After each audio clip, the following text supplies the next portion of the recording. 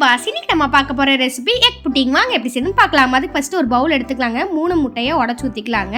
ஃப்ரிட்ஜில் வச்சுருந்தீங்கன்னா 1 ஹவருக்கு முன்னாடியே வெளியே எடுத்து வச்சுருங்க. அப்போ தான் பீட் பண்ணுறதுக்கு ஈஸியாக இருக்கும். ஒரு பிஞ்ச் உப்பு போட்டுக்கலாங்க.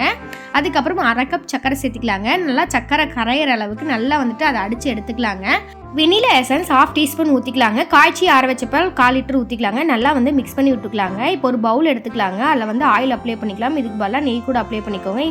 இப்போ நான் மிக்ஸ் பண்ணி வச்சதை இந்த குண்டால ஊற்றிக்கிறேங்க. இப்போ நம்ம ஆவியில் வேக வைக்க போகிறோம். அதுக்கு ஒரு வடச்சட்டி வச்சு தண்ணி ஊற்றி ஸ்டாண்ட் வச்சுக்கலாங்க. இப்போ இந்த பாத்திரத்தை உள்ளே வச்சு தட்டு போட்டு மூடிக்கலாம். அப்போ தான் தண்ணி உள்ளே போகாமல் இருக்கும். இப்போ நம்ம ஒரு 1/2 ஹவர் சிம்மில் வேக வச்சு எடுத்துக்கலாங்க.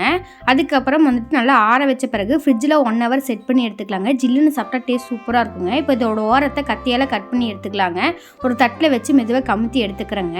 அவ்வளோதாங்க, நம்மளோட எக் புட்டிங் ரெடி ஆயிடுச்சுங்க. இப்போ இதுக்கு மேலே லைட்டாக முந்திரியை கட் பண்ணி சேர்த்துக்கலாங்க. இப்போ இதை கட் பண்ணி அந்த முந்திரியோடு சேர்த்து சாப்பிடும்போது டேஸ்ட் சூப்பராக இருக்குங்க.